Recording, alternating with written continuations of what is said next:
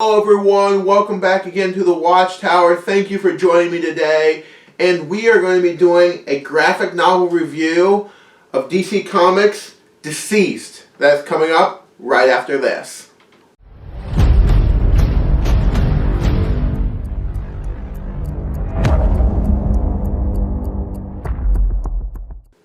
Welcome back everyone. Like I said before, we're doing a review today of DC Comics' DCeased. This is by Tom Taylor with art by Trevor Hairsine.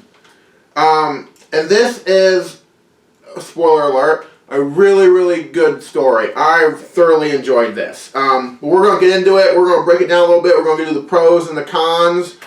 Fair warning everyone, this is a spoiler review. So if you have not read this book yet, and you don't want to be spoiled, turn this video off, go get this book, read it, come back and join me.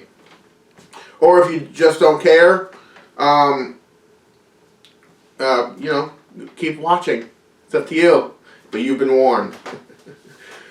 Alright, so like I was saying, this is DCeased with a DCeased. Get it? For DC Comics? I thought it was clever. I like how they did it.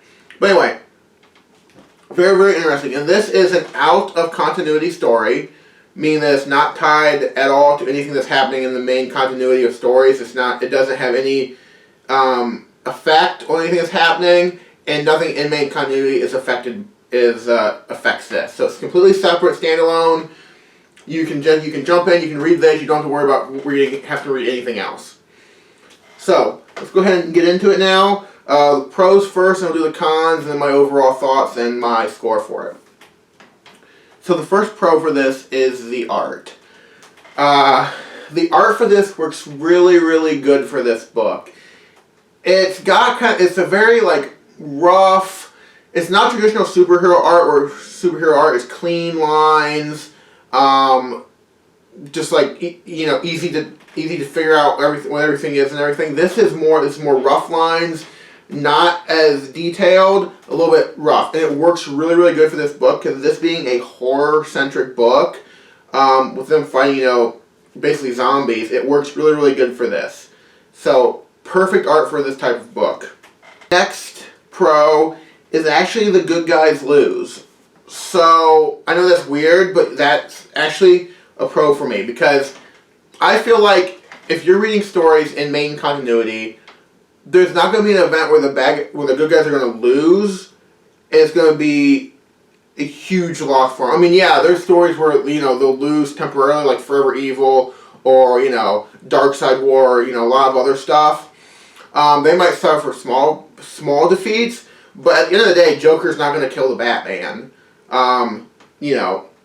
Lex Luthor's not going to kill Superman, so on and so forth. The bad guys aren't going to win normally because there'd be no more stories. People are picking up these stories to read about the adventures of Batman or Superman or Wonder Woman or Flash or whatever. And if you kill them, well, there's no more stories. And yes, they have killed characters in the past, but every single character that's ever been killed in comics has pretty much come back. I mean, there's no exception. For a long time, people thought that the Flash and Red Hood and Winter Soldier were going to be an exception, but they're all back now, so no exception. So the bad guys lose. I mean, the good guys lose, and they lose big time. So the overall premise of this story is that Darkseid invades the Earth, like he has numerous times, and the Justice League defeat him. But his invasion was just a smokescreen so that he could kidnap Cyborg. He takes Cyborg back to Apokolips, and he starts experimenting on him. He takes the anti-life equation and merges it with Cyborg's technology, basically creating a techno-organic virus inside Cyborg that, when connected with electronics or whatever, it jumps from electronic to human, infecting the human. It works out better than Darkseid realized. His plan was just to be able to weaken the Earth so he could conquer it. It was so effective, it immediately jumps from Cyborg, who is half human, half machine, and into Darkseid. immediately turns Darkseid into a mindless, they don't call them zombies, but zombie for lack of a better word. And he just starts destroying Apocalypse. Turning everything else into beings like that, wreaking havoc on Apocalypse. DCeased, who is one of Darkseid's henchmen, is immune to viruses. He can't be affected by viruses or anything like that. Boom tubes Cyborg off the planet as Apocalypse is being destroyed. Cyborg lands back on Earth, immediately tries to firewall himself so that none of the virus can get out, onto the Earth. Not fast enough, virus immediately jumps off him and goes onto the cell phones nearest to him. And then from there it just starts piggybacking onto other cell phones and stuff. Instantaneously, 600 million people are affected. They immediately turn into monsters and they just start killing, or actually, well, not really killing, but scratching. Some people they kill, but scratching everything, turning other people into this deadly, deadly plague. It starts just rolling over the country, wiping people out. Heroes are turned.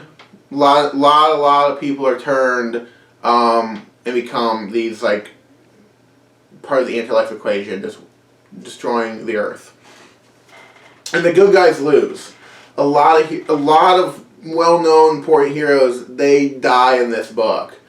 They lose. So this is why this book's not in continuity, because you can't kill these characters, if they're in continuity. So heroes lose big time, and I actually like that, because sometimes, it's nice to, as much as I love in-continuity stories, sometimes, the hero's not going to win every time. So this, I like for, on one rare occasion that the heroes, lost. Now, if this was in continuity, and they just kill all these heroes, I'd be super pissed about it. But it's not, so, you can have fun with it. As much as you can have fun in a zombie apocalypse horror type thing where people are getting ripped in half. But, you have fun with it. You make it your own. Another pro.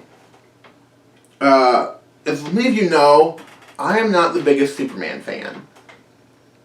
I don't know. I really don't know why. It's not, it's not because, he's so powerful I can't relate to him. I don't know. I just never connected with Superman. There's been some stories here and there where I've liked him. But for the most part, I'm not a Superman fan. I'm just not. I don't know why. I'm just not. He's really the only member of the Justice League where I don't want to collect any piece of him to have together, which makes having a Justice League collection a little bit, empty. Not completely, full lineup, but it's whatever. But I really, really liked Superman's characterization in this. I liked it so much. It really shows how much he cares and how much he tries to help every living planet on the Earth. It was so well done. There's a part where, he starts hearing people being turned and the screams and people getting ripped apart, and just his expression and him hearing all these people dying, and just he not being able to go there and help them, but he immediately, goes and he starts flying to Smallville to check on Ma and Paul Kent. And while he's going, him being Superman, he's trying to stop and help people. Even though he's got these two people that are so important to his life, but he's still trying to help people. He gets to Smallville. He finds Ma. She says that Jonathan's in the barn, and he's acting strange. He goes into the barn. Jonathan's turned. Paul Kent's turned. Paul Kent keeps trying to get at him, swipe at him, scratch him. Superman just very subtly in the panels you see him moving out of the way.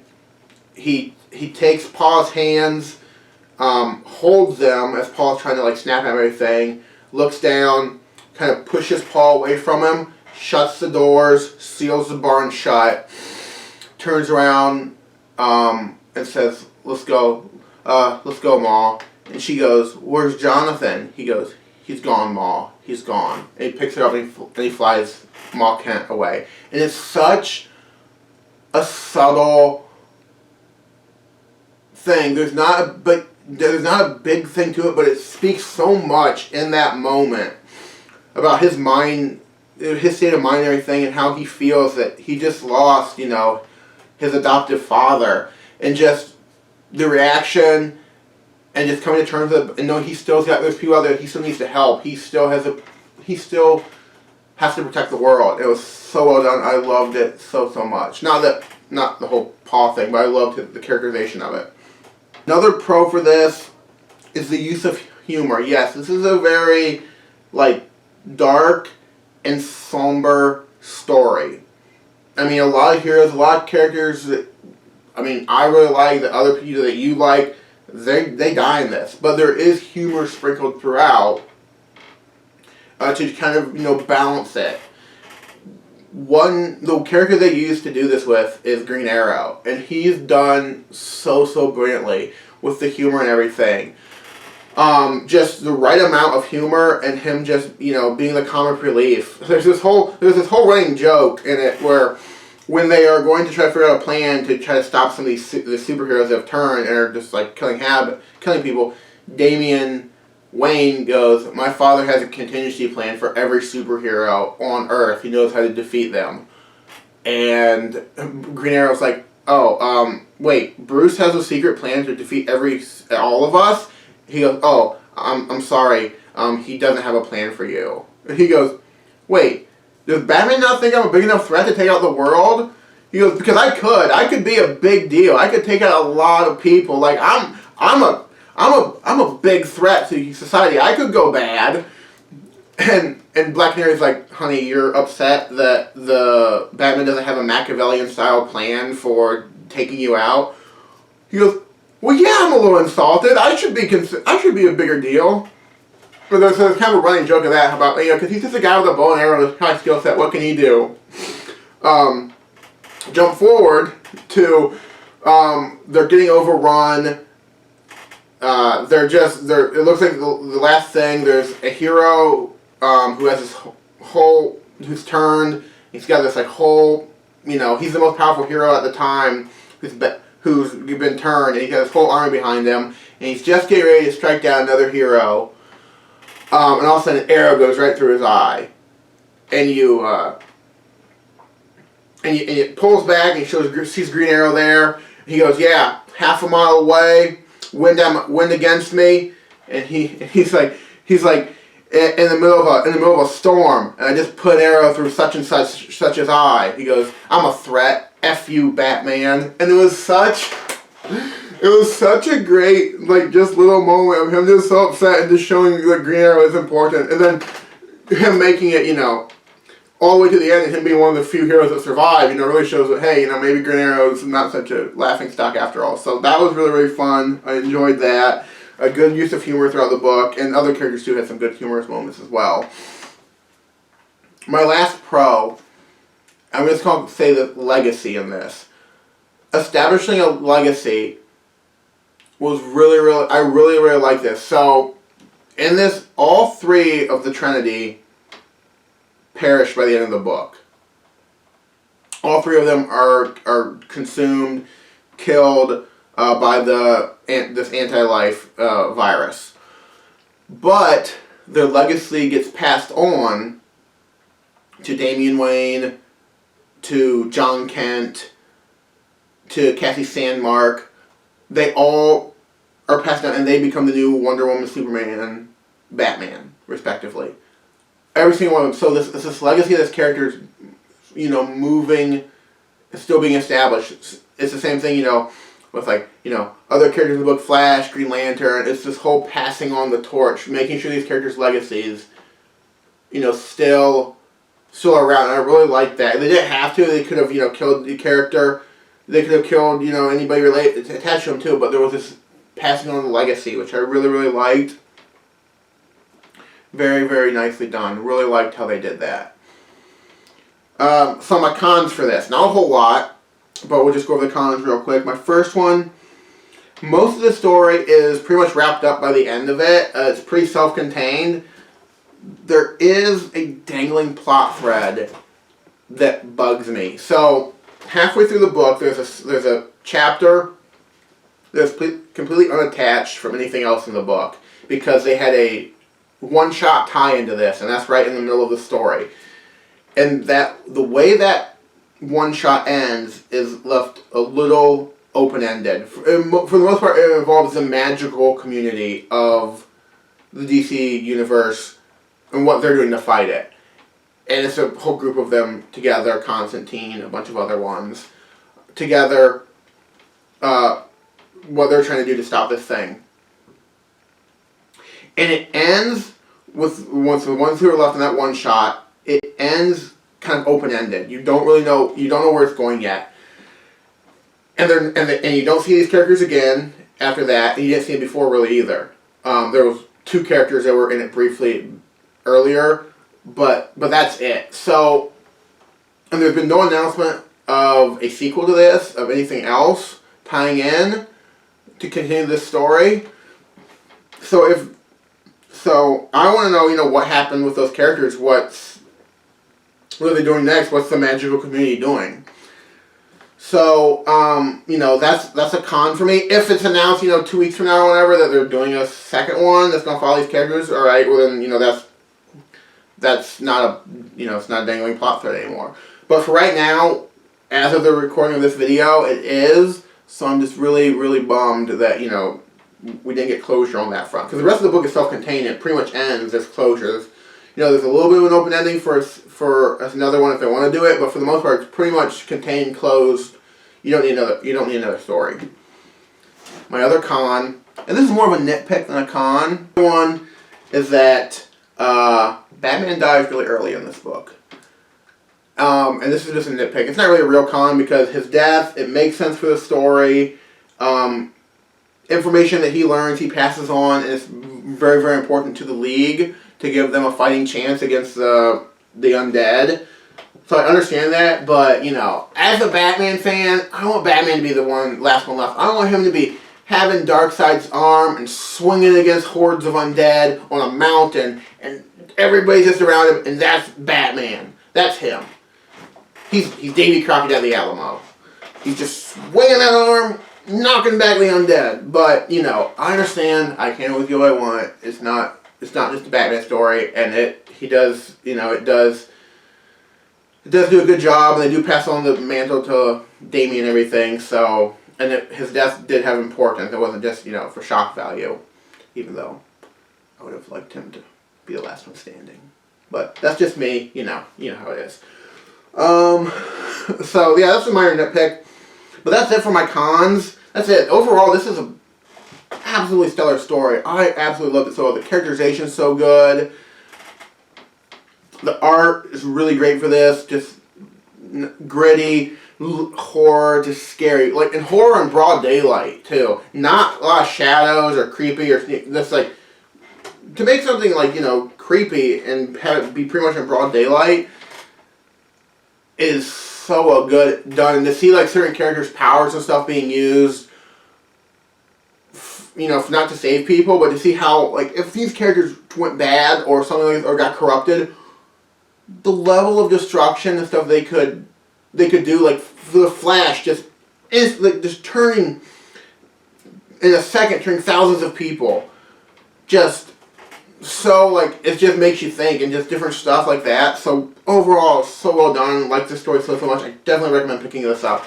I give this an 8 out of 10. Absolutely stellar read. If you're a fan of, DC Comics, you're a fan of these characters, you want a self-contained story where you don't have to jump in and spend a lot of time and money reading, 16 other books to catch up, I'd pick this up. Absolutely well done. Gorgeous book, hardcover, the red and the black and everything. It's just absolutely stellar book. But hey, as always, everyone, thank you so much for watching. Let me know in the comments what you think. If you like this, if you don't like it, whatever. Such a good read. Thank you all so much for watching. Please like, comment, and subscribe. And I will see you the next time that I log in for monitor duty up here in the Watchtower.